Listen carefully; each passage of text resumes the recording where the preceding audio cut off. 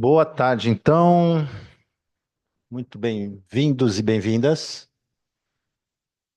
Agradeço em nome da professora Jesuína essa plateia, audiência motivadíssima para conhecer o trabalho da professora Alice Wunder, que vai nos brindar aqui com o fechamento do ciclo dos seminários, tá? Então, o professor Maurício hoje está numa banca lá em Ribeirão e não vai poder fazer a distância, seremos nós aqui presenciais, tá bom? Quero lembrar que hoje a gente encerra, então até amanhã, impreterivelmente, vocês enviarem os resumos faltantes, não é? E desse em particular também. Tá ok? Então, vamos lá. Professora Alice Wunder, muito gentilmente me passou aqui o, a bio dela, como uma boa bióloga, né? Ela tem graduação em Ciências Biológicas pela Universidade Estadual de Campinas, 1999. Mestrado em 2002 e doutorado em 2008 em Educação, ambos também pela Unicamp. Atualmente é professora livre-docente da Faculdade de Educação da Unicamp e está vinculada ao Departamento de Educação, Conhecimento, Linguagem e Arte, o DELARTE, atuando na pós-graduação em Educação e na graduação em cursos de licenciatura e no percurso formativo inicial de estudantes indígenas. É pesquisadora do Laboratório de Estudos Audiovisuais, Olho, e integra como pesquisadora convidada o CEAP, Centro de Antropologia de Processos Educativos da Faculdade de Educação da Unicamp. É vice-presidente da Comissão Assessora para a Inclusão Acadêmica e Participação dos Povos Indígenas, que ela vai falar para a gente também detalhes. Ligada à Diretoria Executiva de Direitos Humanos da Unicamp. Professora Ali, que realiza pesquisas na área de educação, com ênfase em estudos da imagem, em especial a fotografia, filosofia contemporânea, experimentações visuais e literárias, artes e pensamentos indígenas. E, além disso, é uma compositora de músicas de raiz, de viola, e uma amante da viola caipira. Não é isso, Alique? Muito obrigado pela sua gentileza de estar com a gente. Ela voltou de um intercâmbio no México há uma semana, pouco mais, né, uns 10 dias. Está se habituando com o fuso horário e vai nos falar um pouco sobre a trajetória de pesquisa dela. Não trouxe a viola, que ela não toca, ela só acompanha, né, Lick?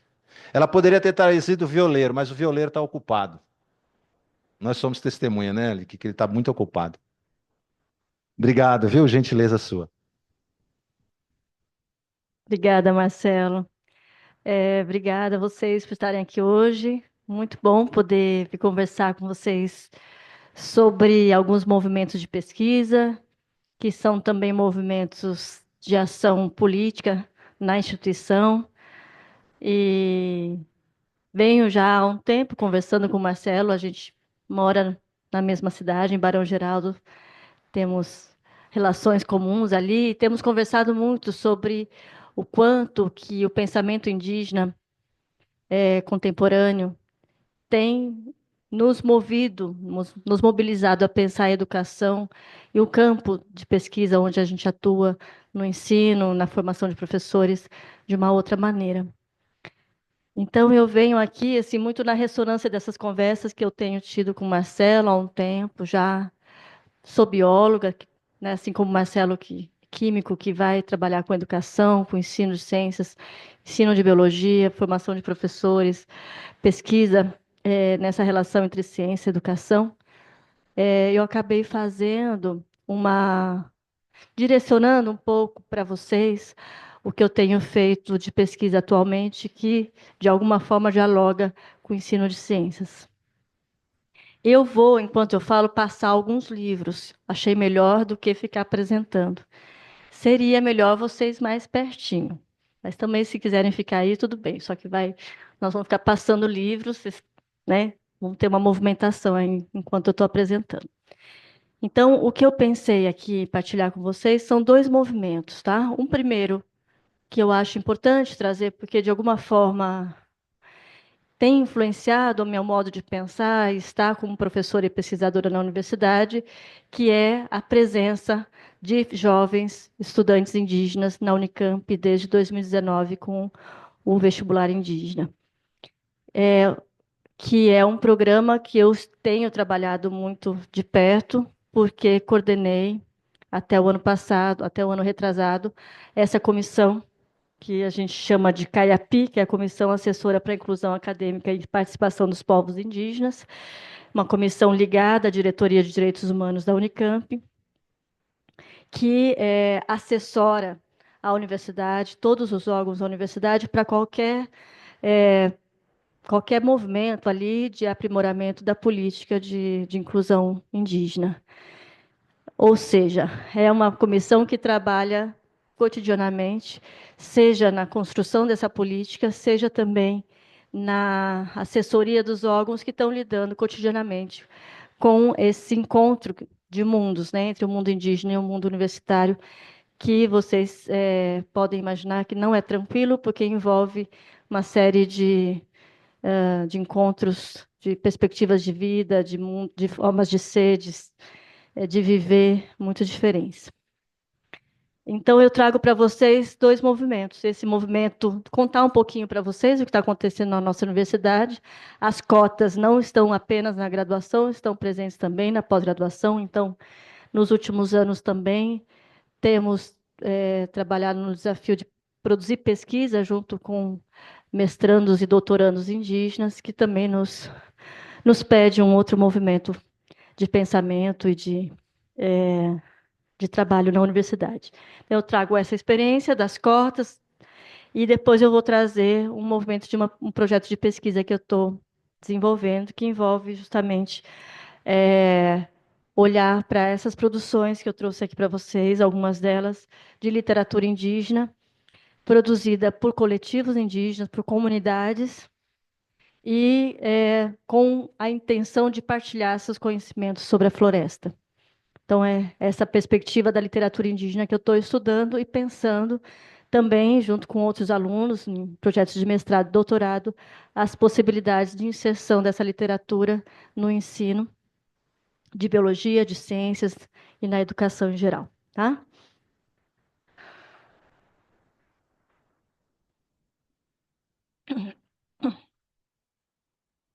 Para começar, vocês começarem também já me ouvindo e vendo um livro, essa imagem que está ali é uma imagem criada pelo José Verá, que é um artista guarani-mbiá, que mora na comunidade de Maquiné, Rio Grande do Sul, e que, junto com um professor guarani, fizeram esse livro, que se chama Yemambaraeté Rekoraing, que significa a nossa sabedoria, o fortalecimento da nossa sabedoria. E o José Verá, há muitos anos, produz imagens, desenhos a partir de conhecimentos que, segundo ele compartilha ali com os outros seres da floresta, que ele recebe de alguma forma essas imagens, e pequenos textos sobre o conhecimento guarani, sobre as plantas, especialmente as plantas. Então, ele, junto com um professor guarani, realizaram a tradução, ele só fala guarani, para o português, e a organização desse livro, que eu já convido vocês a conhecer, que é um dos livros que fazem parte da minha pesquisa.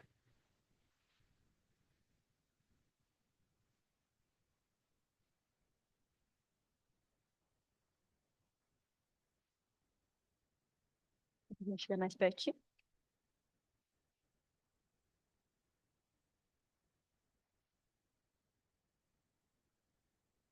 Aquela hora estava funcionando. Agora foi. Bom, então começo a contar para vocês sobre.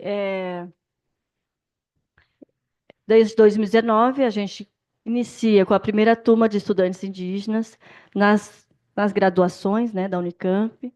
E a pergunta que fica é: como pensar a formação universitária dos indígenas como uma possibilidade de criação de um outro roteiro de encontro? Como nos desviar do roteiro secular da, que envolve uma ameaça, uma exclusão, preconceito, invisibilidade? Então, são jovens indígenas hoje agora já está desatualizado esse slide, de mais de 50 povos hoje estudando na Unicamp. Trouxe aqui o nome de alguns povos: Baré, Cocama, Dessana, Cotilha, Tucano, Baniwa, Guarani, Caigangue, Pancaruru e muitos outros, que chegam na universidade com muitas experiências de vida muito diferentes daquelas pessoas, como a maioria de nós, que foram criadas, educadas na cidade. Saúde. Chegam com experiências, né, diversas, de vivências em aldeias, em cidades, nas margens de rio, entre montanhas, florestas, Amazônia, Cerrado, Mata Atlântica, Caatinga, e tenho percebido, né, em projetos que eu tenho realizado com eles, um conhecimento muito aprofundado desses biomas. Muitos povos, muitas florestas, muitas histórias a serem contadas, conhecimentos a serem compartilhados.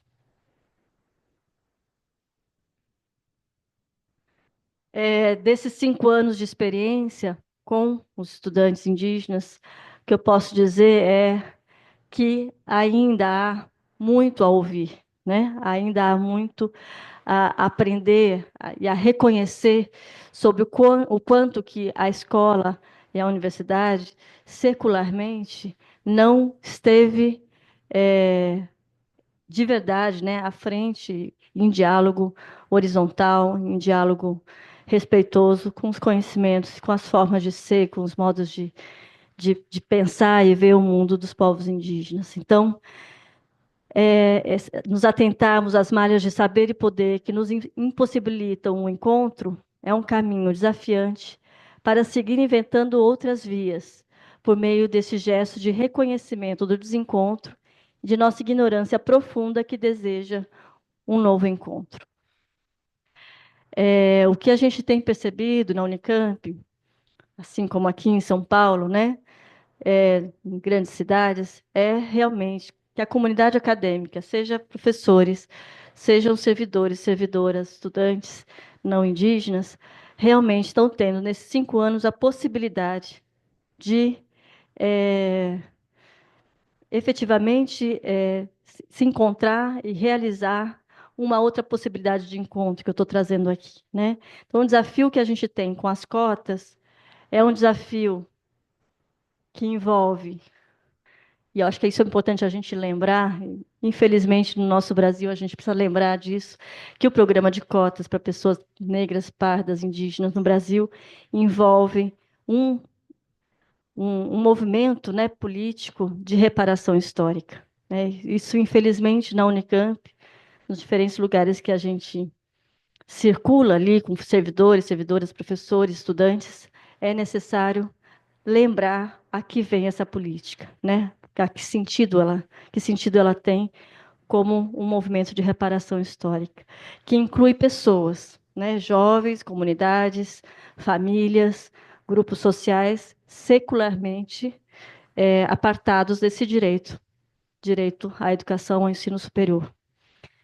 Inclui também, né, acho que essa discussão de que é uma inclusão de pessoas e também uma possibilidade de inclusão de saberes, né, de linguagens, de artes, de práticas, cosmovisões, modos de ser e viver. Então, o que eu trago para vocês hoje é tanto apresentar aqui uma política pública, institucional, e também como ela e essa presença indígena na universidade tem me mobilizado o nosso grupo de pesquisa a entrar nesse movimento de diálogo no campo da educação, da formação de professores com os conhecimentos indígenas. Bom, um panorama bem rápido, né, do histórico da construção do direito de uma educação diferenciada, do direito à educação para os povos indígenas. É importante a gente sempre lembrar da Constituição Federal de 1998, em que dois artigos 231 e 232 da nossa Constituição, são os artigos que, pela primeira vez, consideram os indígenas como cidadãos de direito e de direitos diferenciados, né? Então, ali a gente tem na Constituição um direito que o movimento indígena considera primordial, que é o direito ao território, à demarcação de terra, o direito à educação diferenciada, à saúde diferenciada, direito a falar a sua própria língua e a viver a seu modo, né, viver seu modo de vida. Isso no Brasil parece muito tardiamente, né, como lei, como Constituição, e a gente percebe, então, que é um movimento muito recente, bastante recente, dentro de um país de história colonial, de história marcado pelo genocídio indígena, né? Então, a gente, no campo da educação, né, a Constituição de 88, ela é um marco. A década de 90, 2000, se iniciam na área da educação todos os movimentos de criação de experiências, currículos, materiais didáticos para as escolas indígenas, interculturais e bilíngues. Inicia todo o movimento de formação de professores indígenas. Isso, preciso dizer, isso, o Estado de São Paulo não protagoniza isso, inclusive o Estado de São Paulo é o estado com menos produção nesse sentido. Paraná, Amazonas, Pará, são os estados mais que, junto com universidades, mobilizam mais essas produções sobre educação escolar indígena. Falando de literatura, talvez a gente possa dizer que final da década de 80, 90 e 2000 começam a ser produzidos muitos materiais didáticos para as escolas, materiais bilíngues, que acabam se tornando também materiais literários para a sociedade não indígena. E eu gosto sempre de falar deste livro, que eu gosto muito. Esse livro tem em PDF, para quem quiser.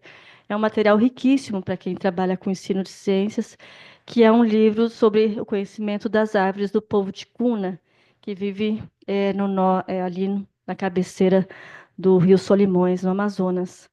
A maior parte dos nossos estudantes da Unicamp são do povo ticuna. E quase todos foram alfabetizados com esse livro. E vocês vão poder ver, é um livro criado pelos professores, pela Associação de Professores Bilíngues Ticuna, coordenado por uma professora, uma antropóloga, e ela é um livro que traz um conhecimento muito profundo desse povo, desses professores, sobre a floresta.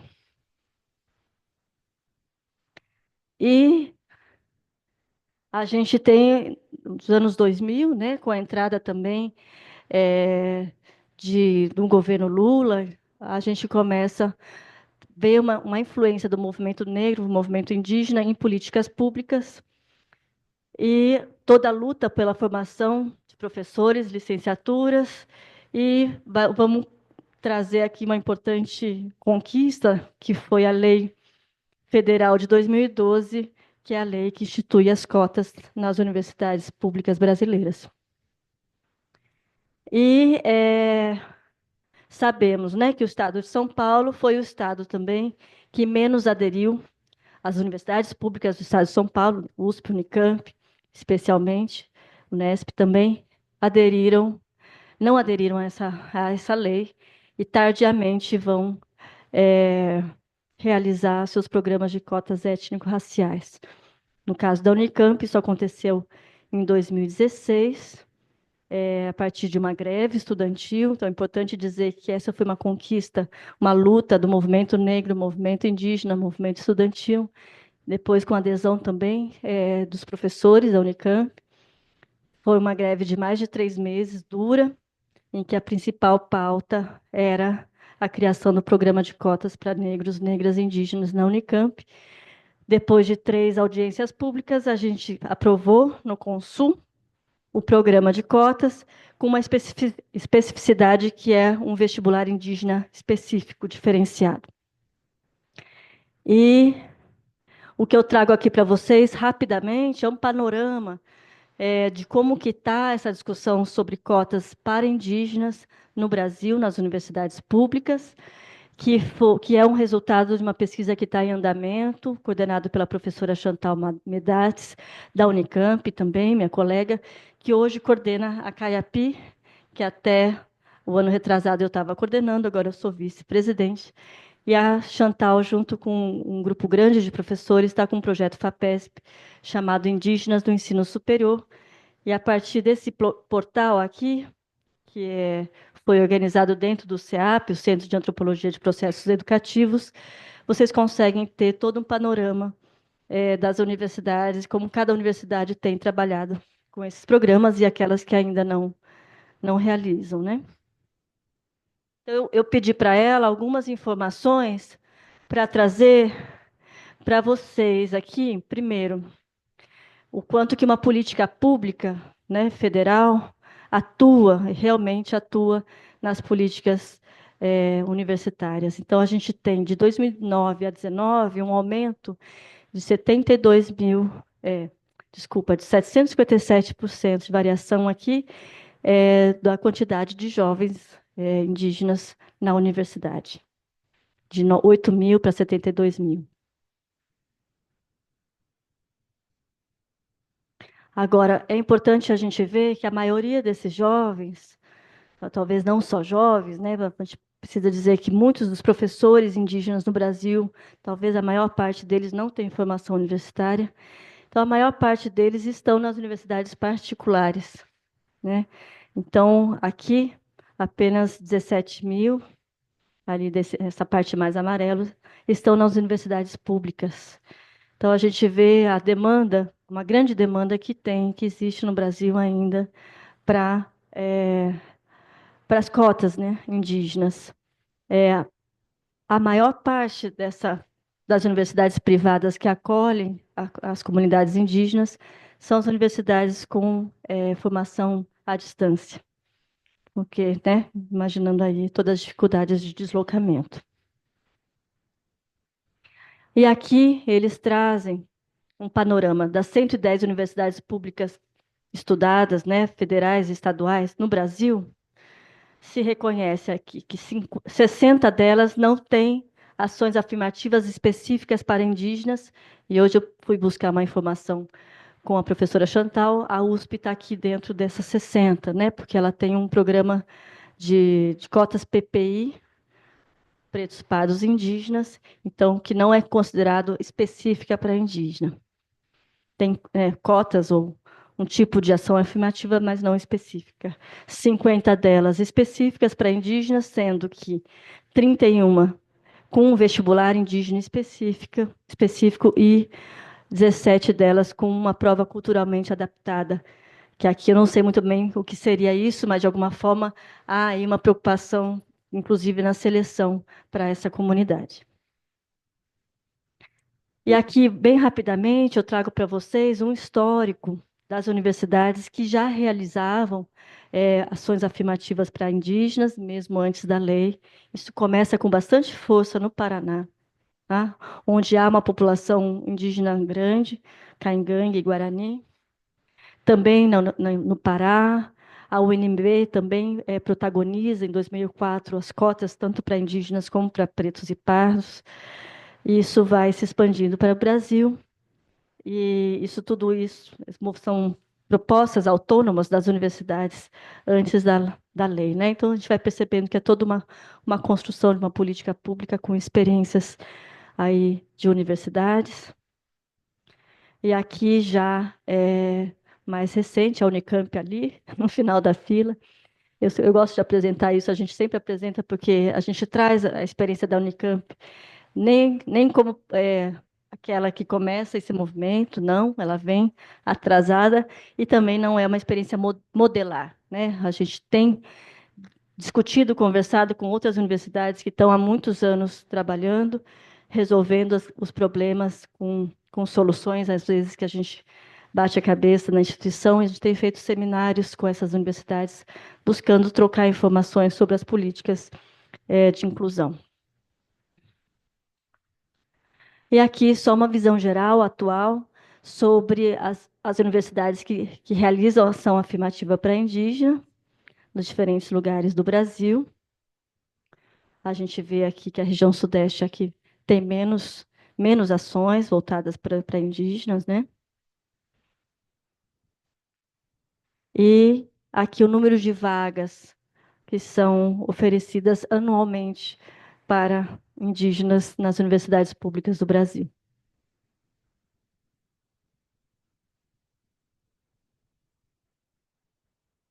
Bom, falando um pouco da experiência da Unicamp, temos feito o vestibular indígena junto com a UFSCar, essa é uma experiência que a UFSCar já tinha, então a Unicamp se alia à Universidade Federal de São Carlos para a realização das provas conjuntamente em 5 regiões do Brasil, são provas descentralizadas e também específicas. Isso, nas avaliações que têm sido feitas pelo Brasil, é um diferencial que realmente faz a diferença, né? Você ir até as cidades com maior população indígena, oferecer a prova, efetivamente gera uma diferença mesmo na adesão ao programa. E a gente tem, em 2019, a primeira turma com 64 estudantes, 23 etnias, 20, 85, 32 etnias, 88 estudantes em 2021, 40 etnias. E a partir de 2022, o programa se torna obrigatório para todos os cursos. Até 21 foi progressivo ali, de acordo com as faculdades que quisessem, né, oferecer vagas. Em 2022 se torna obrigatório. Então, a gente tem a entrada de 130 estudantes, de 2 a 4 estudantes por curso, anualmente, em todos os cursos da Unicamp. E isso também acontece na UFSCar, né, com a mesma prova de seleção. Os alunos ali fazem a opção entre os cursos e as universidades que eles têm interesse. Então, hoje a gente tem 400 estudantes pertencentes a 50 etnias diferentes na Unicamp. Para vocês terem aqui um panorama, aqui tudo que está em verde, tons de verde, são povos da região amazônica. Então, a gente tem ali quase 70%, 80% dos nossos estudantes que vêm da região amazônica. Povos Barete, Cuna, Tucano, Dessana, Tariana, desses diferentes povos ali, especialmente do Alto Rio Negro e Alto Solimões. Temos também uma quantidade relativa de estudantes do Centro-Oeste, Terena e Guarani, né?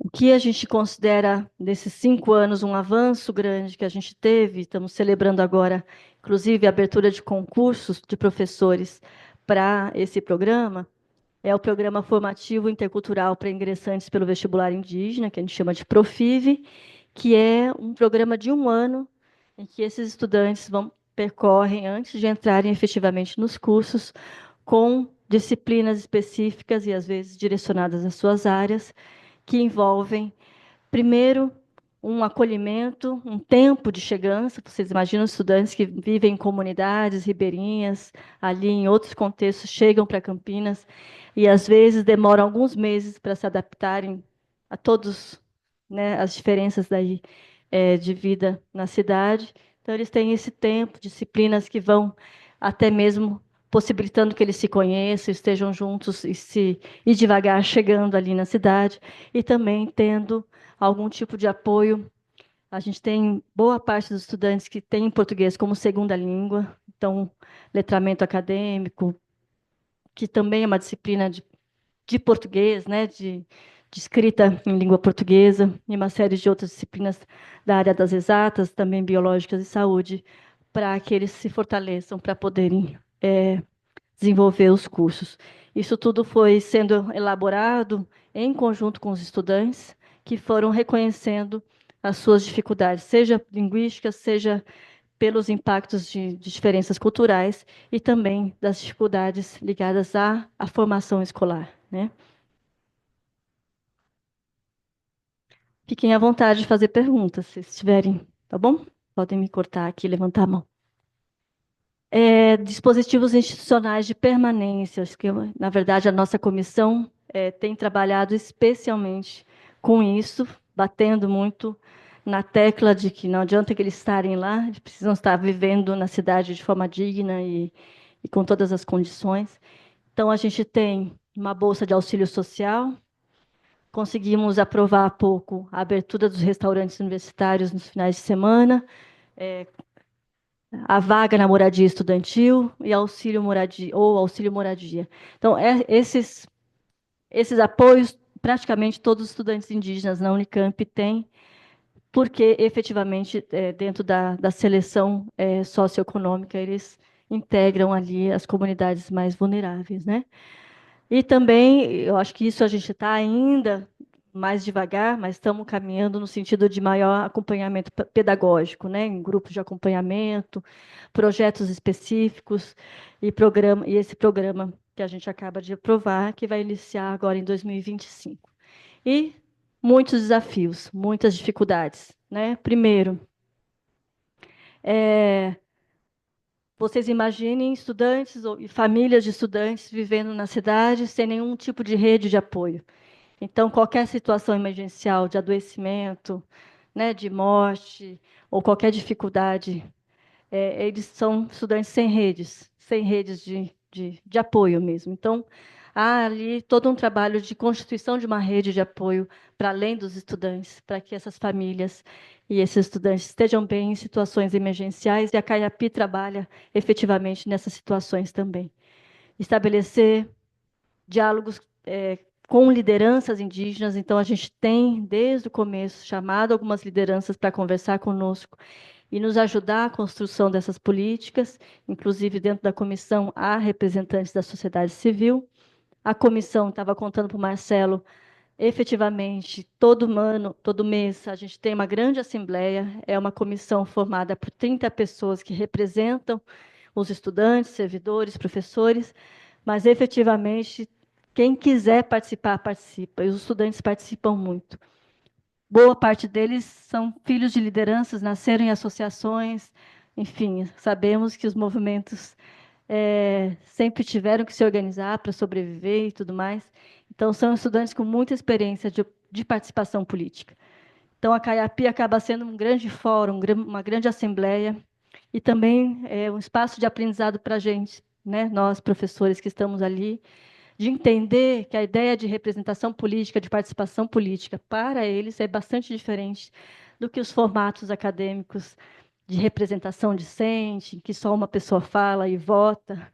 Você tem noção, na CAIAPI, por exemplo, a gente nunca fez votação. É sempre uma discussão e a gente chega ali, tenta chegar num consenso, em algum tipo de elaboração comum. Às vezes as reuniões duram 2, 3, 4 horas para a gente chegar nisso. Então, é um processo de aprendizado, de exercício político, dentro de outras formas de organização política, que tem sido bastante desafiador, mas também de muito aprendizado.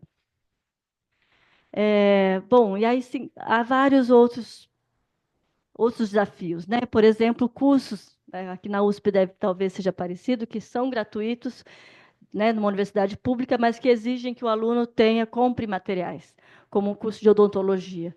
Esses alunos não têm condição de comprar. Então, a gente tem ali uma série de desafios de cursos que são de uma universidade pública, mas exigem ou reconhecem, historicamente, tiveram um perfil de alunos de uma classe média alta, que podiam manter aquilo tudo, e hoje a gente tem um perfil de estudantes que não podem.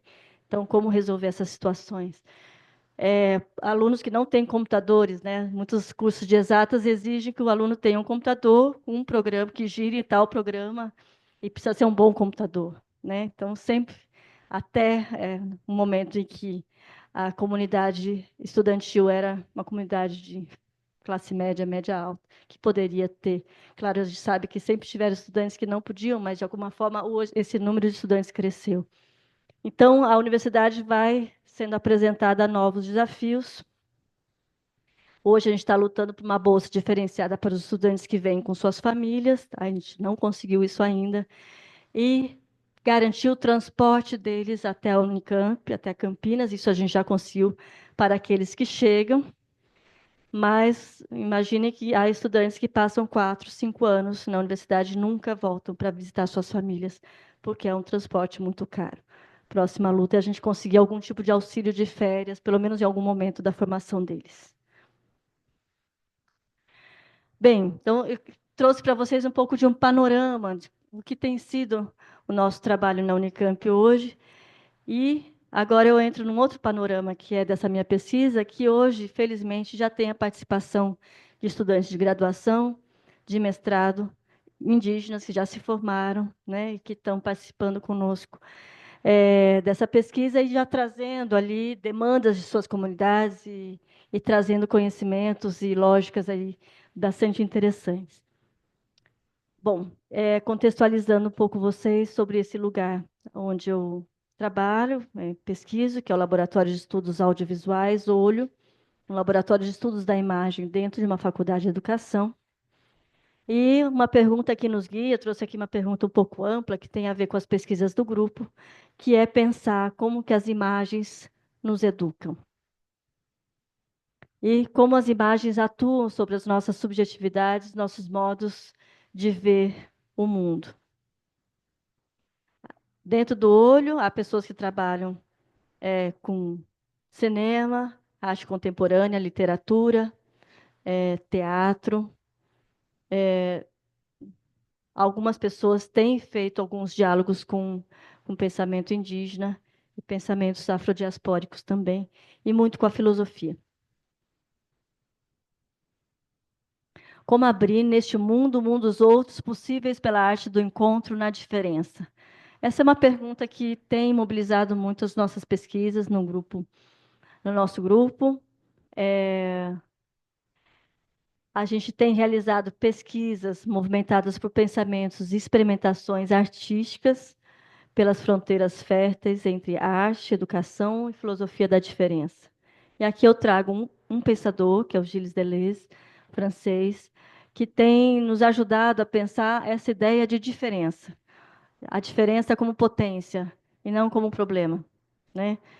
A diferença como algo que nos mobiliza a pensar, nos possibilita, nos mobiliza a pensar aquilo que ainda não foi pensado, aquilo que ainda não é sabido, aquilo que não se configura como uma imagem já sabida, né? Eu trouxe aqui um trecho de um artigo meu que eu elaborei essa ideia, que eu acho que para nós ali no grupo tem sido importante pensar essa ideia de outro, ou de outridade, de alteridade. Pensar o outro não apenas como um sujeito que vê o mundo de outra maneira, mas como outrem. Outrem é um conceito de Deleuze, né, que vai trabalhar esse outrem como uma diferença, humana ou não humana, que se instaura, como um acontecimento que abre frestas para vislumbrarmos outras realidades possíveis, sempre diversas e variáveis. Essa diferença que se instaura e que muitas vezes não conseguimos exatamente dizer ou conhecer ou compreender, é o que interessa a esse filósofo, dizer que esse acontecimento do encontro com a diferença é algo que, né, ele tem chamou de acontecimento, como aquilo que desestabiliza as lógicas e que nos pedem outras formas de pensar e também de expressar, de lidar com as palavras e com as imagens. E eu tenho ali com os meus alunos pensado a arte e essa ideia de experimentação como terceira margem do encontro. Pesquisas, temos realizado algumas pesquisas que realizam experimentações visuais com desenho, fotografia, vídeo e literárias também, produzindo movimentos de diálogo não hierárquico entre saberes, palavras, imagens, e a partir delas pensar as possibilidades de encontro entre os mundos indígenas e mundos acadêmicos, artísticos e educacionais. Então, eu quis trazer um pouquinho dessa ideia de experimentação, né? Pensamento e criação, e metodologia de pesquisa e experimentação criativa com palavras e imagens. Isso tem sido algo que nos tem movimentado. Então, tenho alguns alunos trabalhando com comunidades indígenas, desenhando, ouvindo com as pessoas e produzindo desenhos a partir de narrativas indígenas, outros trabalhando com vídeo. Então, como nesse encontro aí com as cosmologias indígenas e como que vamos se disparando ali em movimentos de criação entre indígenas e não indígenas e produzindo uma terceira via, uma terceira coisa. Isso também tem a ver com a filosofia da diferença, lidar com o pensamento, as palavras e as imagens como algo sempre inacabado, né? A gente poderia entrar um pouco mais sobre algum tipo de teoria da imagem como representação e a imagem como acontecimento. Deleuze e outros filósofos vão pensar a imagem como acontecimento, como algo sempre inacabado, sempre que nos abrem frestas para a produção de outra imagem e outra imagem, e não dentro da lógica representacional que busca efetivamente pensar a imagem como uma representação de algo que está dado, que está pronto. A imagem aqui é pensada mais como uma passagem, uma possibilidade de encontro e sempre num movimento num movimento, né? A imagem não como algo que se fixa e que se representa fielmente algo. Isso é mais teórico, mas eu acho que é importante trazer para vocês como que o pensamento filosófico nos ajuda a pensar essa relação com as diferenças. Bom, e aí a pergunta que fica, né? Como que podemos nos encontrar, receber e se deixar atravessar por imagens e palavras de povos secularmente silenciados? Como encontrar suas expressões estéticas como potências para desequilibrar nossos modos de ver, perceber e criar? Vocês viram as imagens do José Verá? Alguém aqui é biólogo? Não. A gente vai compara essas imagens a uma imagem clássica de um livro de biologia. São outras imagens, né? Há ali um olhar de alguém que conhece aquele ambiente, mas há um outro olhar, né? Que expande aquela árvore ou aquela planta para uma outra rede de relações que a biologia, como ciência, não realiza, né? E aí, como que a gente se encontra com essas expressões estéticas, que são expressões de conhecimento também? E como que a gente pode desequilibrar certos modos fixos de ver, de criar, de conhecer? E aí eu trago para vocês, assim, é também um desafio pensar sobre isso e realizar, né? Então, a gente realizou há pouco tempo, esse livro acabou de sair, uma experiência de produção de um livro junto com uma comunidade indígena, que se chama Quiriri do Acré, que vive no sul de Minas Gerais, são da Bahia e migraram para Minas Gerais, que é um livro criado ali dentro de um contexto escolar, é um livro texto de uma escola indígena, que foi criado, todo criado e escrito pelos professores indígenas, numa relação, um projeto de extensão, do nosso grupo de pesquisa. As fotografias foram produzidas por mim, os desenhos por eles, e os textos por eles, numa relação ali com a equipe da universidade. E desse encontro, na diferença, a gente produziu esse livro, vou passar para vocês conhecerem um pouco, que é uma outra experiência de criação aí nessa relação entre conhecimentos educacionais, conhecimentos artísticos, e também, no caso aqui, a maior parte desses livros também envolve conhecimentos científicos, né, na área da ciência, da biologia. Outras experiências que a gente tem feito também com a própria comunidade dos estudantes indígenas, acho que não vai dar tempo, mas a gente acabou de fazer um filme sobre a importância da mandioca para esses jovens, um filme experimental, bem interessante que eles mesmos que fizeram, e outras experiências com outras comunidades indígenas, nessa busca de pensar e realizar e pensar sobre aquilo que a gente está fazendo. Aqui o livro dos Quiriri, aqui um outro livro feito com o povo Cariri-Chocó, O Mundo das Plantas Cariri-Chocó, que está disponível na revista Climacom, que traz aí todos os conhecimentos e alguns conhecimentos e cosmovisões dos Cariri-Chocó em relação ao mundo vegetal. Já saiu terceiro livro, na verdade, com os Quiriri, que é o livro Cantos e Encantos de Curas de Conhecimentos do Povo Quiriri do Acré. Por enquanto, só no formato de e-book, que é resultado de um projeto de doutorado que eu estou orientando, do Rafael Nascimento. E aqui o filme que eu falei para vocês, que eu vou deixar o link disponibilizado se vocês quiserem assistir. É um curta-metragem de 20 minutos sobre as infâncias desses jovens indígenas na roça com as suas mães. O que é ser uma criança criada numa roça, né? O que se aprende ali na roça. E outras experiências que a gente tem feito de oficinas de criação com palavras e imagens, seja em disciplinas. Eu tenho trabalhado com a disciplina Histórias e Culturas dos Povos Indígenas, no curso de Pedagogia, que é uma disciplina hoje obrigatória na pedagogia na Unicamp, seja em curso de formação de professores, formação continuada, que são experiências de criação de imagens a partir da literatura indígena. E trouxe aqui rapidamente uma experiência especialmente feita junto com o escritor Daniel Munduruku, que foi professor visitante da Unicamp em 2018. Tive a alegria de poder dar aula com ele nessa disciplina Histórias e Culturas dos Povos Indígenas, em que a gente fez a experiência de criar ilustrações para um livro dele, né? Isso dentro de uma disciplina de pedagogia, em que cada aluna escolheu uma frase do livro Parece que Foi Ontem, e para cada frase, cada aluno produziu uma fotografia. Depois a gente imprimiu essas fotografias e eles realizaram um trabalho de pós-produção fotográfica, desenhando e fazendo colagens sobre a fotografia. E isso se transformou depois numa exposição.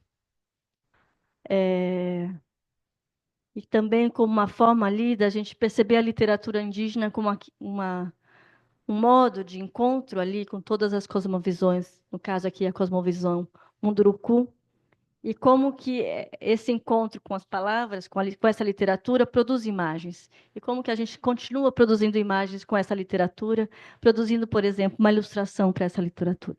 Então, foi um trabalho bem interessante que a gente fez com os alunos, que acaba também disparando possíveis relações aí de trabalhos em sala de aula. E foi uma alegria poder fazer isso junto com o escritor, né, numa disciplina junto com ele. Bom, então, nesses movimentos com as literaturas indígenas, entre comunidades indígenas, professores em exercício, em informação, fertilizam-se pensamentos, palavras e imagens indígenas em processos de criação com escritas e imagens que propõem micropolíticas para combater o preconceito e abrir horizontes de encontros férteis com a diferença. E aí, eu resolvi entrar num projeto que está em andamento, que a gente está realizando agora, que a gente está chamando de Peles de Imagens, Peles de Papel, Educação e Vida em Criações Literárias Indígenas. Peles de Imagens, Peles de Papel é uma fala de um pensador indígena chamado Davi Copenaua. Quem aqui conhece Davi Copenaua ou já ouviu falar dele? Só para a gente saber. Quem já leu, conhece. Bom, Davi Copenaua tem um livro importante, junto com o antropólogo Bruce Albert, se chama A Queda do Céu.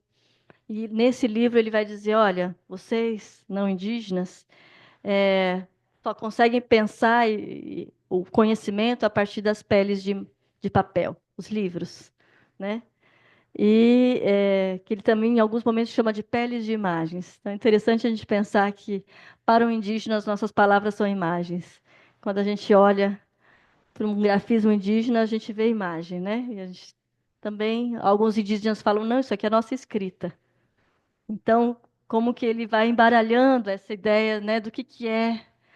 Claro que a gente tem todo um estudo de linguagem sobre a escrita alfabética e tudo mais, né? Mas como que o Davi Copenaua nos faz pensar aí sobre essa relação entre conhecimento escrita, conhecimento oralidade. E, então, esse projeto que a gente está desenvolvendo agora vai propor, vai olhar para essas obras literárias que eu estou passando aí para vocês, para pensar essas relações singulares entre palavra, escrita, oralidade, imagens, e que são resultado de processos coletivos de criação. Há um vasto universo de literatura indígena de autoria individual, né? Daniel Munduruku é um deles, tem vários. São os livros mais conhecidos que estão aí circulando na literatura, especialmente infanto-juvenil.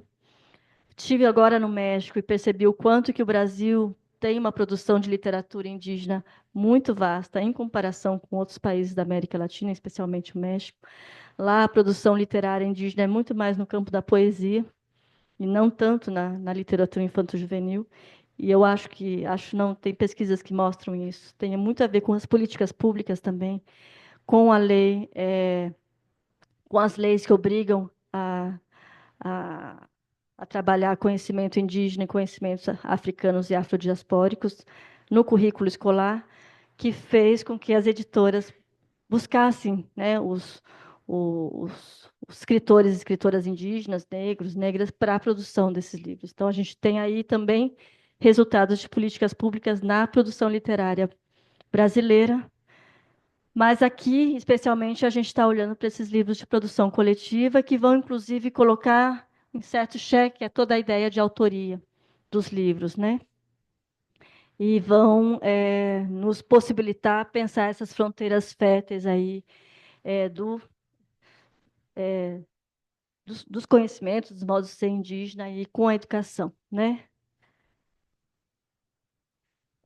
A Lei 11.645, que é uma lei que tem aí já mais de 12 anos, que torna obrigatório conhecimentos indígenas, africanos e afrodiaspóricos no currículo escolar, é também aí algo que vem nos desafiando a como pensar as diferentes áreas de conhecimento em diálogo com essas histórias e culturas, né? Bom, consideramos que a proliferação das narrativas indígenas a partir desses livros foram pouco ouvidas e pouco consideradas como válidas, e que são formas de ação política no sentido de afirmação de um direito que engloba todos os demais. Aí eu trazendo aqui a Sueli Ronick, o direito de existir, ou mais precisamente, o direito à vida em sua essência de potência criadora.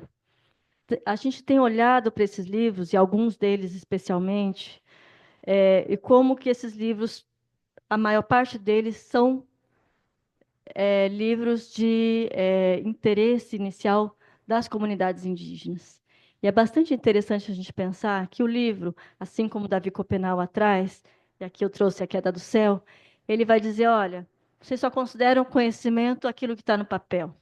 E aí, estrategicamente, politicamente, eles vão se apoderar desse papel, desse livro, e colocar as suas palavras ali, para poder dialogar efetivamente com o mundo não indígena. É o que, de alguma forma, o Davi Copenau traz aqui, essa ideia de que os brancos, né, só vão levar em consideração o conhecimento indígena quando eles se tornam peles de imagens ou peles de papel. E aí vão, de alguma forma, subvertendo essa lógica, produzindo livros com outras lógicas, com outros modos de, especialmente numa relação muito intensa entre palavra e imagem. É como se a palavra não bastasse, né? A imagem tem um papel muito importante nesses livros, inclusive A Queda do Céu, se vocês forem ver, ele o tempo todo, a cada finalização de texto, ele tem uma imagem, né? O Davi Copenaua produziu imagens para todo esse livro. Já aproveito para passar para vocês um outro livro, que é o segundo, depois da Queda do Céu, produzido pelo Bruce Albert e pelo Davi Copenaua, que é O Espírito da Floresta. Falei que vocês iam me dar trabalho, mas vamos lá. E é um livro que eu recomendo muito a leitura, porque é muito interessante. Eu acho que é um modo da gente pensar a educação, como produzir experiências na educação de diálogo efetivo com esse pensamento.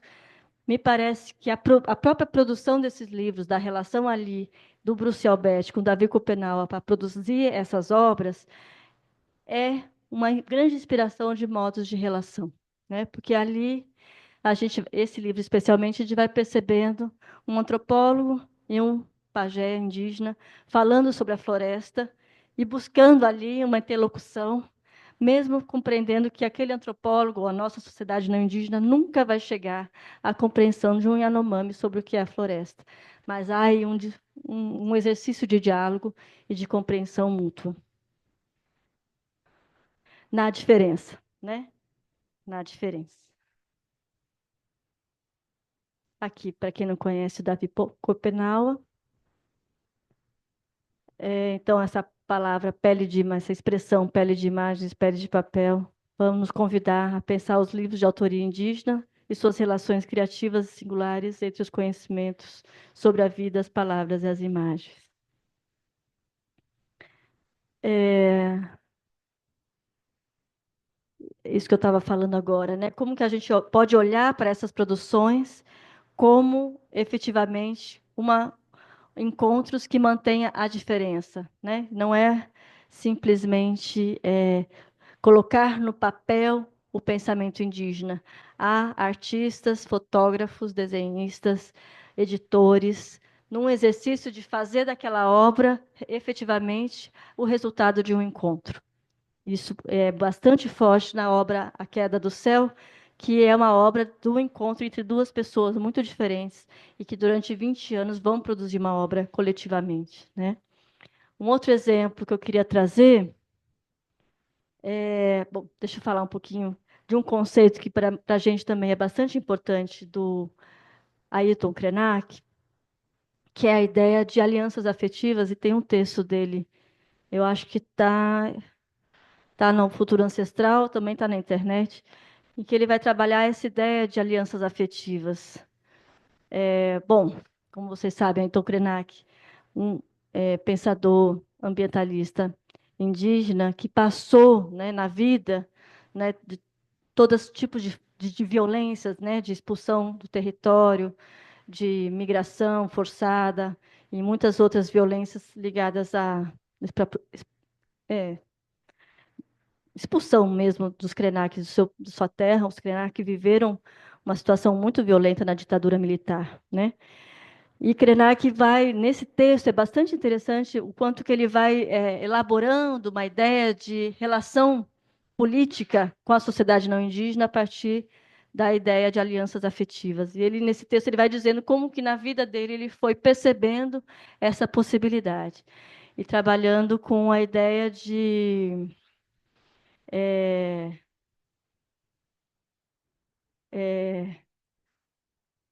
é, é um texto longo, bastante complexo, que ele vai mostrando como que a sociedade não indígena sempre se relaciona, geralmente se relaciona com o indígena no sentido de um objetivo imediato, né? De querer comprar alguma coisa, de querer, geralmente, num sentido de retirada de direitos e de roubo mesmo, né? Que é a relação colonial. E aí ele vai buscando pensar e constituir um ambiente outro, um ambiente criativo, de invenção, de criação, no sentido mais prazeroso, em que os afetos são espontâneos, em que o tempo, a ideia do tempo, sejam determinantes para o espaço, uma espécie de dilatação do tempo. Dilatar esse tempo ordinário de nossas relações e possibilitar a criação de um vazio para visões, para o sentimento das pessoas, para as elaborações que um coletivo pode ter sobre aquilo que é o sonho.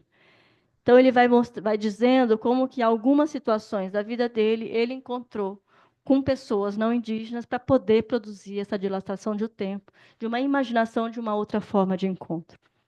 É um pensador que tem nos ajudado a olhar para esses livros como alianças afetivas que se dão, e a pergunta que fica, né? Que alianças afetivas se dão quando pajés, curandeiras, pesquisadores, agricultores, artistas visuais, pesquisadores, editores, editoras, professoras, fotógrafos se encontram em torno de um projeto literário voltado ao compartilhamento de conhecimentos de um povo. E aí, Krenak vai trazer uma outra dimensão das alianças afetivas, que é muito presente nesses livros, se vocês lerem esses livros com atenção, eles vão dizer que essas alianças são, estão muito além das alianças entre humanos, que elas se dão ali com outras potências possíveis, né, como o raio, a chuva, o vento, o sol, a brisa, a paisagem. A aliança é troca com todas as possibilidades, sem nenhuma limitação. Então, a perspectiva de abertura de processos criativos com outros seres para além dos humanos nos atenta a investigar como as obras literárias voltadas às relações com a floresta, plantas medicinais e roças se abrem a esta comunicação ilimitada entre humanos e forças e seres não humanos, como nos aponta Krenak. Eu já estou olhando o tempo aqui, estou vendo que eu já estou chegando no final. Eu tinha mais umas coisas para falar, mas eu vou finalizar com esse livro, que na verdade é um dos livros que inspirou a gente iniciar esse projeto, vou passar para vocês. Que é um livro produzido por todo coordenado por um pajé, que é o pajé Agostinho Mucuíca, Icamuco, desculpa, que é esse senhor aqui da esquerda do livro, que já faleceu. Envolve toda a história do povo Runicuim. Alguém já ouviu falar do povo Runicuim do Acre? É um povo que já foi chamado de Kaxinawá. É um povo que sofreu muito com o ciclo da borracha, foi praticamente escravizado no ciclo da borracha. Uma parte do povo Runicuim fugiu para a floresta, a outra parte ficou ali nos seringais. Pajé Agostinho era de uma comunidade que se integrou, né, foi trabalhar nos seringais, e o irmão dele ali do lado foi parte da família que fugiu para a floresta. Bom, todo o movimento ali dos seringais, né, Chico Mendes, todo o movimento da União dos Povos da Floresta e tudo mais. Pajé Agostinho, depois de 20 anos, vem a Constituição 88, ele acaba se tornando um seringueiro, parte do movimento da União dos Povos da Floresta, e também se alfabetiza, fala português. E quando vem a Constituição de 88 e as terras Runicuim são demarcadas, aquelas comunidades que tinham fugido e as famílias que foram para os seringais se encontram. E desse encontro aí, no caso, são irmãos, o Pajé Agostinho, então, vai pedir para o irmão lembrar ele dos conhecimentos que ele tinha esquecido dentro desse outro movimento que ele entrou ali, de trabalho no seringal. Então, é um livro que fala da criação de uma escola que existe, que está na beira do Rio Jordão, ali no Acre, e é uma escola de revitalização dos conhecimentos dos Runicuim em relação às plantas e à cura na floresta. E eles chamam essa escola de livro vivo. E esse livro, que vocês vão ver, é um livro feito junto com o Jardim Botânico do Rio de Janeiro, com um botânico, que é o Alexandre Quiné, e organizado também pelo Pajé Agostinho, mas foi todo coordenado por esse pajé. Então, é um livro que se aproxima um pouco da Queda do Céu, porque é um livro com intenção, né, de um pajé, de uma liderança indígena, e todo coordenado por ele. E vocês vão ver nas imagens o quanto que tem ali toda uma imagética, uma produção de texto bastante enigmática, e a gente percebe que é uma outra ideia mesmo de editoração e de produção de relação de palavra e imagem. E aqui palavras do Pajé Agostinho. O livro vivo não é para acabar nunca. E por que livro vivo? Porque a natureza está viva e as ervas que se transformaram, estão vivas. E os pesquisadores estão vivos, e os autores desse livro estão vivos e tiveram a experiência de fazer essa documentação. O livro vivo também é o parque onde mora nosso povo ancestral, que são as famílias de ervas que se transformam. A fala dele está bastante relacionada à cosmovisão Runicuim, que considera que um pajé, ou que os ancestrais Runicuim, que eram pajés, se transformaram nas plantas. As plantas um dia foram pessoas. Então, quando você é curado por uma planta, você é curado por um pajé, que um dia foi humano. Então, ele vê o livro, e aí há todo um pensamento do livro como um processo de transformação. Se os humanos viraram planta, as plantas viram livro, que vira essa ideia também de algo que está sempre em transformação e metamorfose. Aqui, Pajé Agostinho. E o livro ele é todo cheio de criações, de colagens entre fotografia, desenho e texto. Aqui é uma página do livro que vai mostrando o quanto que ele é uma parte de um processo de produção literária que aconteceu e continua acontecendo ali. O Pajé Agostinho, para fazer esse livro, esses cadernos aqui à direita, são os cadernos de pesquisa dele com o irmão, produzidos em muitos anos, que vão se transformar nesse livro. Mas há uma série de produções. Os Runicuim são considerados ali na Amazônia como grandes produtores de livros, eles produzem cadernos e livros e reconhecem aí a escrita, efetivamente, nesse encontro com a sociedade não indígena, a escrita como algo que pode ajudá-los a a continuar a sendo o que são, né? E uma relação da escrita sempre relacionada com a imagem, né? Nunca é só a escrita, sempre é palavra e imagem em relação. O processo de diagramação é incrível, você percebe que tem fotógrafos, diagramadores muito envolvidos com a ideia do próprio, com a imagética Rune Queen, ou o que a gente pode chamar de visualidade Rune Queen, que ela é toda colorida e cheia de...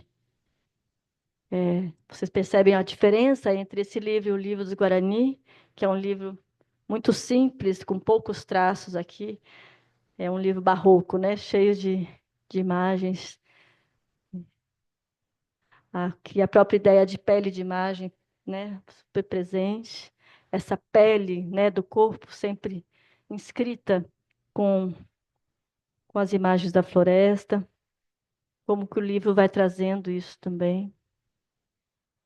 Colagens, né? O conhecimento botânico relacionado ao conhecimento Runicuim, ali de uma maneira bem interessante. Desenho e colagem. É um livro bilíngue. Esse livro também tem uma versão todo em língua Runicuim. E se vocês olharem para o livro todo, em algum momento do livro eles falam isso, é como se fosse a pele de uma cobra. Então, o Pegé disse, eu quero um livro que é a pele de uma cobra. Vocês vão ver que quase não tem linha reta. As imagens são todas parecidas com o próprio desenho dos grafismos da jiboia, da cobra, que aparece ali no final do livro. Então, a titulação e o processo de criação com palavras e imagens desse livro seguem os princípios da cosmovisão Rune Queen. Tudo está vivo e faz parte de processos de metamorfoses e transformações constantes, assim como o próprio livro. Como seria pensar as obras literárias percebendo-as como parte do fluxo criativo que essas comunidades estabelecem com a floresta? E aqui eu vou parar aqui para a gente poder conversar, mas tem um autor que tem me ajudado muito a pensar, nos ajudado a pensar, que é o Tim Ingold, que é um antropólogo, que tem há muito tempo estudado povos indígenas considerados animistas, que são esses povos que consideram que o mundo todo está vivo, né? Que não tem a mesma ideia de vida que a ciência construiu, vida como aquilo que se reproduz, né? Mais ou menos isso que a biologia traz. Para os povos animistas, tudo que está no planeta está vivo em circulação. Pode pensar que esse plástico aqui, de alguma forma, um dia foi petróleo, que é terra e é vida em transformação, como qualquer elemento, qualquer coisa, objeto e ser que está no mundo tem uma vida, está numa dimensão de transformação do planeta. E o Tim Ingold faz para a gente algumas perguntas. Ele tem um texto que eu gosto muito, está na internet, vocês podem encontrar, foi publicado no Brasil, se chama Repensando o Animismo, Animando o Pensamento. Que ele vai fazer uma provocação de uma maneira muito interessante para a ciência, para o pensamento, da antropologia também, como que a gente poderia reconhecer o animismo não como uma crença, aqueles povos que acreditam que tudo está vivo, mas como uma condição de estar no mundo e como uma condição que nos dá a pensar, né? Assim como o antropólogo Eduardo Viveiros de Castro no Brasil nos convida a pensar o pensamento indígena, levar o pensamento indígena a sério e não como algo que tem a ver com uma representação de um povo, que faz sentido ali para aquele povo. Como isso interfere no nosso pensamento.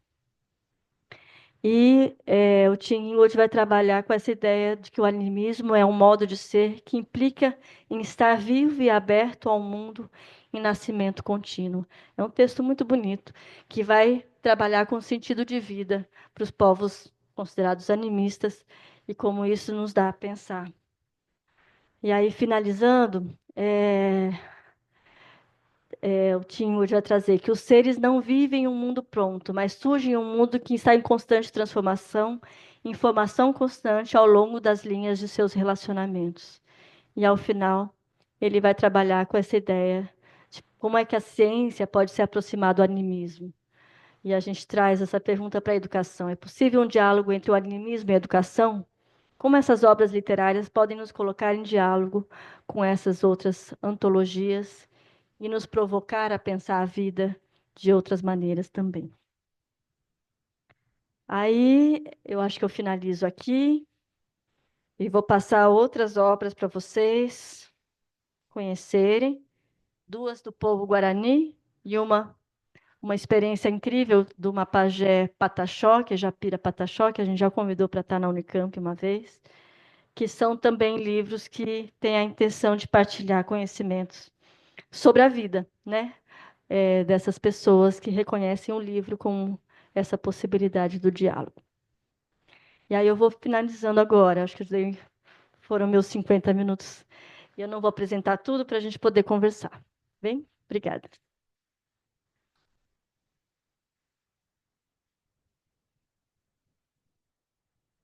Tá, microfone para passar para a plateia. Muito bem. Lembra de falar o nome para a professora ali que ficar de boa? Oi, professora, tudo bom? Meu nome é Bento. Bom, primeiramente, parabéns pela apresentação e pela aula de cultura, né, que você trouxe aqui para a gente hoje. É, Na verdade, é uma dúvida, e já vou adiantando, né, já peço desculpas pela minha falta de conhecimento ou ignorância, no sentido de conhecer realmente a cultura indígena, no caso. Quando você fala da pele branca, né, da pele que ele coloca, né, da questão da imagem e tudo mais, é o que eu fiquei pensando. Na tribo mesmo indígena, por exemplo, como é que eles passam o conhecimento ali? É um conhecimento verbal que eles passam, porque o que a gente traz aqui, a senhora trouxe para a gente de livro, material, seria algo da nossa cultura, digamos assim, de passar o conhecimento através de livros, né, desse tipo desse formato, no caso. Numa tribo em comum ou no geral, como é que eles fazem essa transmissão de conhecimento, no caso, ou essa propagação, ou esse ensino de conhecimento? É o pajé que passa oralmente para o restante da tribo? Repito, é só uma falta realmente de conhecimento de pessoa que não entende quase nada da cultura indígena, no caso. É mais uma? Boa tarde, eu me chamo Henrico. Eu fiquei curioso sobre como a senhora enxerga o papel das licenciaturas interculturais indígenas, né? No geral, dos cursos de formação de indígenas, que atualmente as licenciaturas indígenas são, né, os cursos voltados a esse público. Eu queria entender um pouco como a senhora enxerga esses cursos, se é uma possibilidade de integração dos povos indígenas nas universidades, se pode ser uma possibilidade de segregação, né, essa coisa de você colocar eles em um curso separado.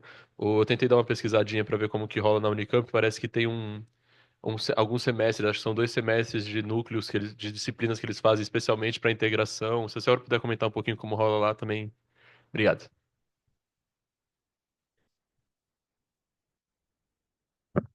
Deixa eu levar ele aqui para a gente registrar.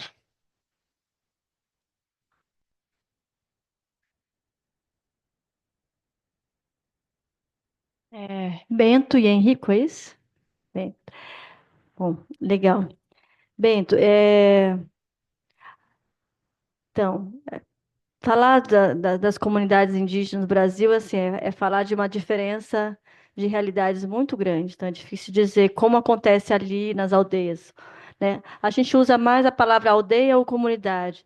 O próprio termo tribo, o movimento indígena tem nos chamado a atenção há bastante tempo, dizendo, olha, isso, a ideia de comunidades tribais, isso vem muito do pensamento antropológico, e aí eles não têm escolhido essa palavra. Então, aldeia, comunidade, são as palavras que a gente, ou povo, né? Então, são 306 povos indígenas no Brasil, com realidades muito diversas. Assim como a gente percebe, os estudantes que a gente recebe, né, na Unicamp, tem estudantes que nasceram em cidade. Então, para os indígenas, ter nascido, você ter um pai, uma mãe indígena, uma avó indígena, e nascer na cidade, ser criado por aquela família na cidade, isso que não há nenhum questionamento de se você é indígena ou não, vivendo num mundo urbano. Olha que interessante, né? estava falando com o Marcelo, a ideia de pertencimento, de ser indígena no Brasil, não passa por fenótipo, de maneira nenhuma, passa por ser reconhecido por um povo, por uma comunidade, né? Então, estou falando isso para dizer, ser indígena no Brasil hoje é ser essa diversidade. Agora, sim, nas comunidades que estão longe, na floresta, ou mesmo aqui, tão próximos de nós, os Guarani, na Mata Atlântica, é bastante forte e é interessante essa educação pela oralidade, que acontece na família e no pequeno grupo ali comunitário. Eu tenho trabalhado com os estudantes indígenas e estudado com eles isso. Por exemplo, acabei de orientar um TCC muito interessante de uma estudante tariano, lá do Alto Rio Negro, que foi escrevendo um TCC sobre, olha só, as histórias que o pai dela contava para ela antes de dormir. São as histórias de criação do povo tariano. Sabe quantos dias demorava para o pai contar uma história? 15, 20 dias, a mesma história. Olha que história. E aí ela falava assim, eu sempre dormia no meio da história. No outro dia o pai me falava assim, conta o que você lembra. O que eu contei ontem? Aí ela tinha que contar, e o pai continuava. Então a história durava mais tempo ainda, porque ela também contava. Então isso é um exemplo de uma educação da oralidade. O pai não só contava a história antes de dormir, como também ensinava ela a contar, porque ela tinha que recontar, né? Então um exemplo de como que a educação indígena, não a educação escolar indígena, a educação indígena ela é centrada na oralidade. E ainda é. Claro que muito, muito se transformou, mas ainda é. Estou falando de jovens de 20 anos, né? Agora, são sociedades também, comunidades em transformação. Então, esses livros não são apenas voltados para a sociedade não indígena, porque hoje temos a educação diferenciada indígena, bilíngue, às vezes em língua portuguesa. Os Quiriri, por exemplo, falam português.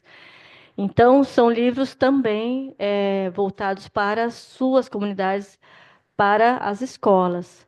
Então, a gente vive hoje, já há algum tempo, esse misto, né? As comunidades indígenas vivem os modos indígenas, né, orais de transmissão de conhecimento e as formas também já a partir da influência da sociedade não indígena. Para alguns povos, a leitura não faz sentido nenhum, e a oralidade está ali muito presente. Para outros, a escrita dessas histórias no papel e a leitura disso na escola é muito importante, porque já houve muita transformação, né? Então, mas isso é tudo muito variado. Então, é difícil te dizer, é assim, porque cada povo uma história, né? Os Yanomami tiveram um contato muito recente, década de 60. Os Quiriri desde 1600. Então, você imagina as diferenças que a gente tem de relação com sociedade não indígena, são muito grandes, né? Tá? E aí, Henrico, existem hoje muitas experiências, na verdade, são as primeiras experiências de ensino superior indígena, são as licenciaturas interculturais. E a gente pode dizer que talvez, em termos de educação intercultural no ensino superior, as universidades que tiveram essas experiências são as que produzem conhecimentos mais avançados sobre isso no Brasil, né? Para a formação de professores, eu acho que é a melhor opção, né? Eu realmente não acho, de verdade, que a melhor opção seria um estudante sair lá do Rio Negro e vir para Campinas estudar. Acho que seria bem interessante que eles pudessem ter cursos de formação intercultural, ou com alguma especificidade, a realidade deles mais próximos das suas realidades, mas não é a realidade do Brasil, né? A gente tem, infelizmente, quando eu pergunto para os estudantes, por que você não vai para Manaus estudar, né? Ou, não, em Manaus, infelizmente, não tem uma política de permanência que nos permite estar lá, né? Então, a gente tem essas contradições. Então, a educação, a formação intercultural indígena, hoje a gente tem uma experiência bem interessante protagonizada pela Unifesp, que foi uma demanda e uma construção do Fórum de Professores Indígenas do Estado de São Paulo, e que demandou às universidades essa formação. Então, a gente está acontecendo hoje uma formação intercultural de professores indígenas no Estado de São Paulo. Importante dizer que talvez uma das primeiras iniciativas. O Estado de São Paulo não tem, e aí a gente está imerso nisso, né? A USP, a Unicamp e a Unesp, porque a gente não tem formação de professores indígenas no Estado de São Paulo. Hoje a Unifesp está protagonizando, o USP e o Unicamp certamente vão se aproximar desse projeto, porque é um curso de formação inicial e que a gente vai poder participar. E eu acho que seria, porque que são cursos que não exigem que a pessoa esteja fora do seu território, isso é importante, são cursos geralmente modulares, a pessoa pode estar no seu território, depois passa uma semana, eu acho que são os cursos mais interessantes, especialmente para professor que já está em exercício, né, que é a maioria. E aí o que acontece na Unicamp? Na Unicamp isso não é essa proposta, né, é uma outra proposta de inserção nos cursos que não tem uma especificidade para a formação de professor ou qualquer outro profissional indígena. Com o percurso formativo indígena, com esse um ano que a gente traz essas discussões para eles e para a universidade, e permite também que eles tenham uma relação entre os colegas indígenas de outros povos, que os estudantes nos dizem, olha, isso é muito formativo para a gente, tem sido a formação que se dá no próprio movimento ali entre os estudantes. Eles reconhecem que é algo que tem sido bastante importante para eles se entenderem como indígenas hoje, para além das suas comunidades, mas se entenderem ali nesse contexto Brasil, né? Mas acho que a Unicamp está longe de ser uma formação intercultural, né? Os estudantes estão lá nos cursos, com alguns professores sensíveis, alguns projetos de pesquisa ou projetos de permanência, que é Bolsa Auxílio Social, que eu desenvolvo e outros professores desenvolvem projetos interessantes que fazem diálogo com o contexto indígena, mas isso não é uma realidade hegemônica, é o que a gente está buscando que aconteça mais. Mas a gente já tem, por exemplo, a engenharia elétrica com projetos de geração de energia fotovoltaica com comunidades indígenas, a gente tem projetos de divulgação científica com podcasts voltados a temáticas indígenas ou em diálogo com o conhecimento indígena, na educação várias propostas. Então a gente tem, nesses 5 anos, a gente já vê que a comunidade de professores tem se sensibilizado e buscado relacionar suas pesquisas com as demandas dos povos indígenas, e eu acho que isso vai aumentar com o tempo, né? Mas efetivamente não é o projeto inicial, né? É uma luta ali para que seja cada vez mais. Essa ideia do- da interculturalidade, né? Que é um grande desafio. Especialmente para uma universidade que tem, a Unicamp tem a maior parte dos seus cursos na área tecnológica, né? Então, acho que isso é um desafio ainda maior.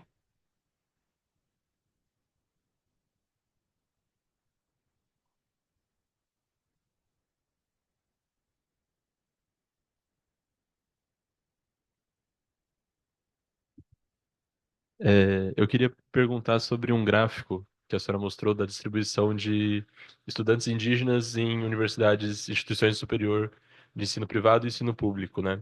O, pelo que a senhora mostrou, né, a maior concentração está nas instituições privadas. Só que me despertou uma curiosidade que eu e meu colega a gente fez um trabalho há pouco tempo para uma disciplina lá da FEUSP, e a gente fez um levantamento e me parece que, apesar da maior concentração estar nas privadas, parece que a distribuição ela é diferente dos estudantes regulares, vamos chamar assim, né? Que, apesar de também estarem concentrados nas privadas, a distribuição acaba sendo, como é que eu posso colocar? Relativamente muito mais tendendo para as privadas do que para as públicas, os estudantes regulares, né? Então, quando a gente olha para a população indígena nas instituições de ensino superior, a porcentagem desses estudantes que estão nas públicas ainda é maior do que dos estudantes não indígenas. Eu queria saber se isso é alguma. Acho que seria um dado interessante de bater, de trazer junto, né? Eu não tenho esse dado. Eu estava falando para o Marcelo, não trabalho efetivamente com ensino superior, né? Até busquei os dados da pesquisa da Chantal. Eu contribuo com essa pesquisa, mas não tenho uma pesquisa sobre isso. mas eu acho que é interessante trazer isso.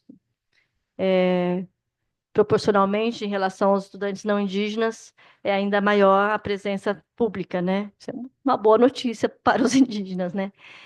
Mas realmente eu acho que eu conheço várias comunidades, próprio entre os Quiriri mesmo, eles não querem sair de lá, não querem sair.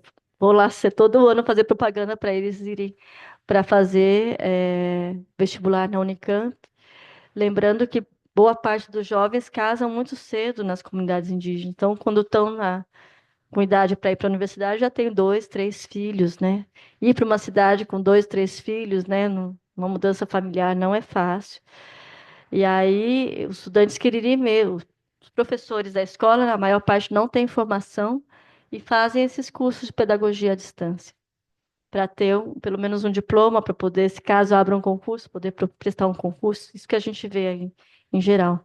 E aí, conversando com professores Chavante ali no Mato Grosso também, tem muito a ver com a oferta de cursos online. Né?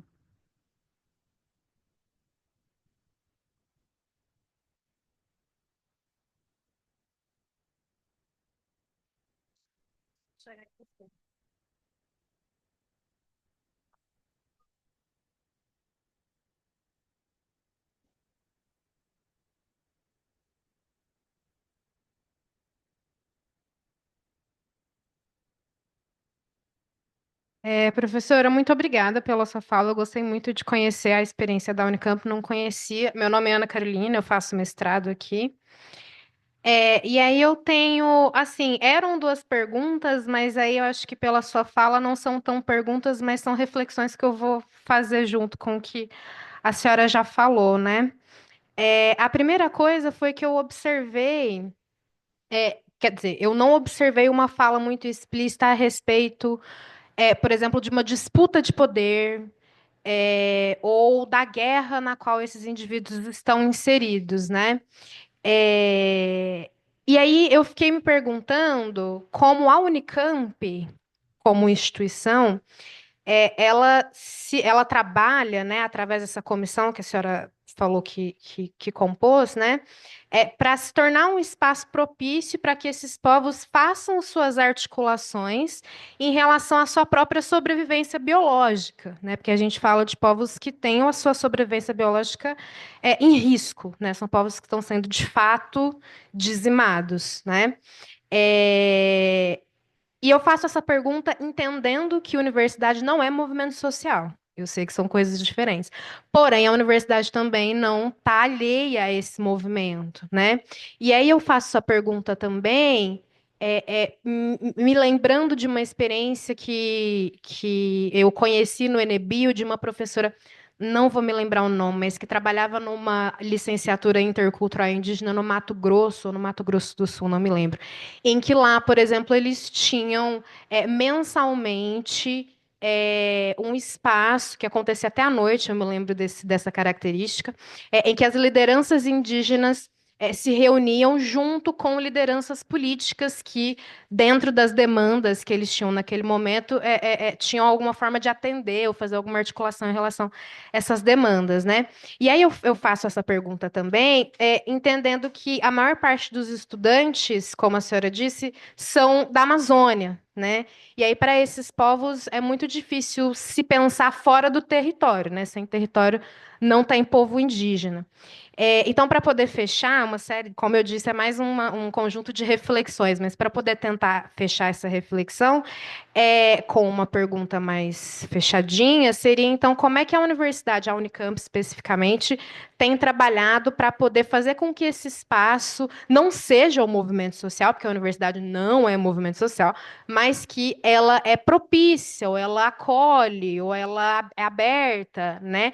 Para que esses estudantes se articulem, estando longe dos seus territórios, né, mas se articulem para poder dar conta da sua sobrevivência biológica, que eu acho que é. E aí, por isso eu falei sobre poder, né? Por isso eu falei sobre guerra. Então, essa seria uma pergunta. A outra coisa em relação à formação dos professores universitários que dão aula nesses cursos, né? Era até uma coisa que eu ia perguntar se tinha licenciatura intercultural, mas a senhora respondeu a ele que os alunos são lançados nos cursos que já existem, né? E aí fica muito esse questionamento de não dá para formar todos os professores de todos os cursos nos quais esses alunos estão inseridos. Mas também fica ruim, né, esses professores não terem essa formação, porque eles também precisam se entender como professores não indígenas recebendo estudantes indígenas, né? Não sei se tem uma solução, acho que nenhuma dessas coisas que eu disse tem uma resposta simples ou rápida, né? Acho que são problemas que a universidade precisa enfrentar, mas acho que são problemas, né? E aí eu queria entender como, essa segunda pergunta, como a Unicamp tem pensado a formação dos professores universitários, né? É isso, desculpa se eu me alonguei.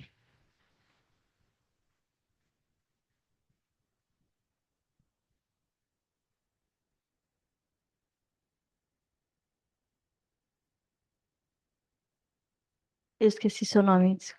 Ana? Ana, legal. Primeira pergunta, eu acho que eu trouxe aqui como um dos desafios grandes que a gente tem é exatamente construir, na verdade, articular mais essas relações com as lideranças dos territórios, né? Porque esse distanciamento aí geográfico, ele é um problema, né? A gente reconhece isso. Eu trouxe também aqui que não reconheço o que a Unicamp está realizando como programa, como modelar. Eu mesma não participei da construção desse programa. Foi um programa. Eu acabei não trazendo um slide importante que mostra as diferenças dos programas de inclusão indígena no Brasil. A Unicamp, a UFSCar, a UNB, talvez outras que eu não estou lembrando, tem esse programa de realização de vestibular em várias regiões e de produção aí de um vestibular, de uma seleção com estudantes de várias regiões. É um formato que se inicia na UNB, a UFSCar continua a Unicamp. Então, a gente, quando começa o programa, é bastante colada, especialmente a UFSCar, que está ali próximo de nós na Federal de São Carlos. Inclusive, a gente faz o vestibular conjuntamente. E aí é uma questão que a gente pode trazer, que tem a ver com onde teve uma greve, teve uma pressão dos movimentos ali, com ocupação da reitoria, foi uma greve super dura, e uma necessidade de uma resposta institucional rápida, né? E essa resposta então, é algo que, assim, a gente pode pensar como uma crítica, mas também tem a ver com uma conjuntura política, né? O movimento social, o movimento negro, indígena, fazem uma pressão e a instituição tem que responder rapidamente. Como é que ela responde? Né, em diálogo com uma instituição próxima, que é a UFSCar, e continuando um projeto ali de uma outra instituição. Eu vejo que aconteceu assim na Unicamp. Até imagino, né, no campo ali do ideal, que a gente poderia ter ficado mais uns 2 anos estudando as diferentes formas e realizando uma outra forma, porque agora para transformar isso é muito difícil. Por exemplo, a universidade, eu mostrei ali, as universidades federais estaduais do Paraná têm uma história de inclusão indígena muito antiga, são os primeiros que realizam isso, e realizam num diálogo muito próximo com as lideranças dos territórios. E realizam isso com as etnias próximos ali, Cainganha e Guarani, há muitos anos. Já levamos professores dessas universidades para conversar, e as relações são outras. Por exemplo, as lideranças indicam às comunidades quais são os cursos que elas querem vaga. Não são todos os cursos. E por que querem, né? E às vezes até indicam estudantes, tem toda uma rede ali de outras relações. A UFMG também trabalha muito próximo a essa ideia, numa aproximação maior com as comunidades. A Unicamp escolheu um outro caminho que tem os seus problemas, mas posso dizer que também tem suas potencialidades. Isso que eu estava acabando de responder para o Henrico, que é uma constitui-se ali uma comunidade multiétnica completamente complexa, né, de pessoas do norte, centro-oeste, nordeste, sul a gente não tem, pessoas do sul, até por conta desse oferecimento grande que tem ali em Paraná e Rio Grande do Sul, mas sudeste também. E aí há um movimento indígena estudantil muito forte acontecendo, especialmente na UNB, na UFSCar e na Unicamp. Então, isso nos nos chama a atenção como que essas relações na diferença produzem um movimento. Inclusive hoje, e aí acho que já estou chegando. Não, depois estou na primeira pergunta ainda. Estão aí com uma. Eles realizam anualmente o Encontro Nacional dos Estudantes Indígenas e estão com a UP, que é a União Plurinacional dos Estudantes Indígenas, que é um movimento bem forte, inclusive, tem debatido muitas coisas ali no Ministério da Educação e no Ministério dos Povos Indígenas. São muito ativos, muito atuantes nos fóruns e tudo mais. Então, acho que é isso, né? Como que uma política ali, ela tem os seus problemas em relação às demandas locais, mas ela ganha uma força em relação a uma política nacional. Os nossos estudantes estão bem à frente desses movimentos. Acho que, inclusive, a UPEI nasce dentro do Enem, que aconteceu na Unicamp em 2022.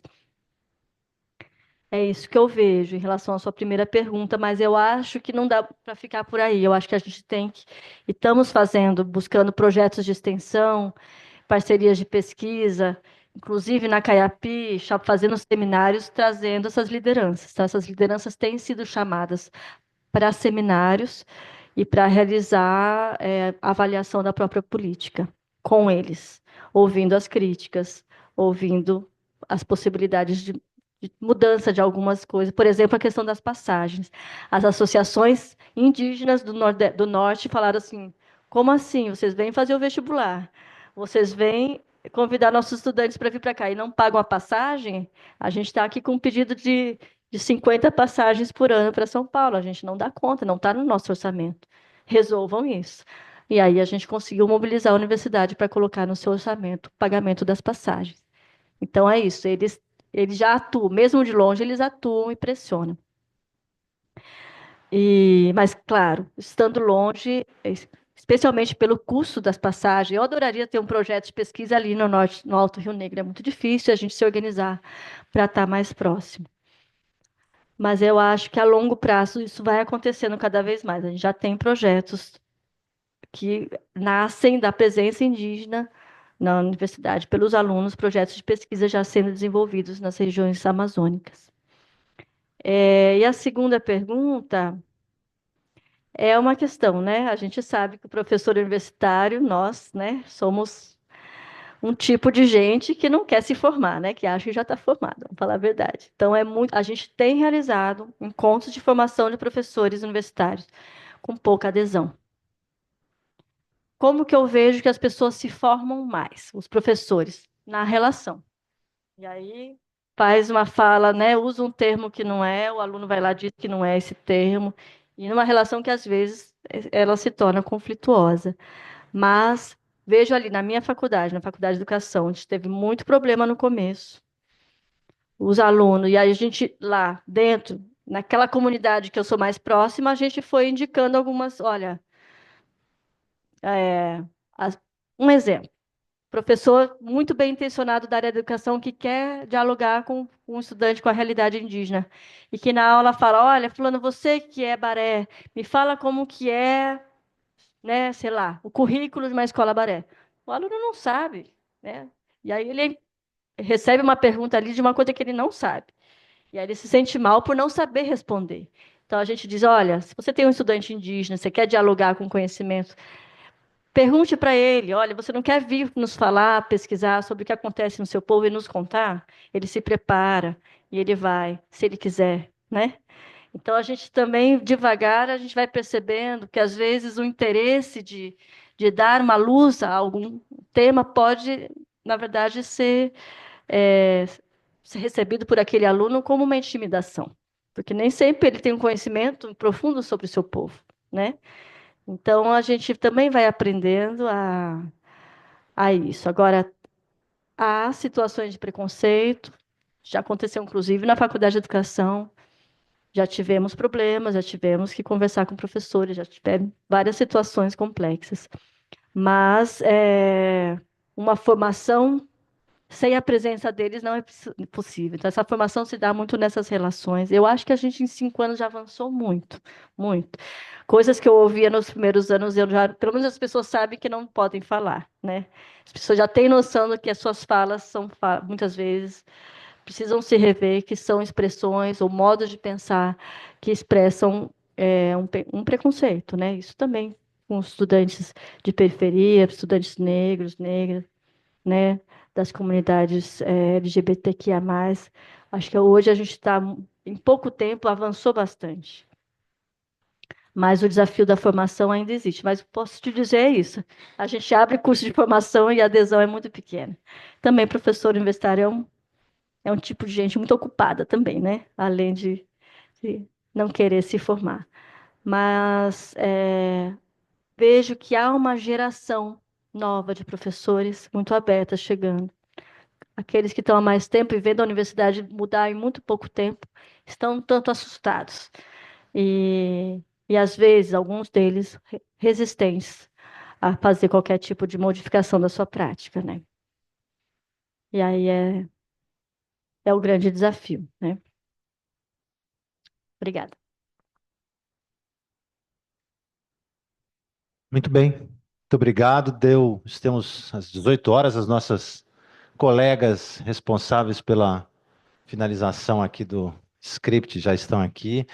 Alice, mais uma vez, foi um prazer enorme ter você aqui, né, trocando espaço com a gente do programa Interunidades de Ciências.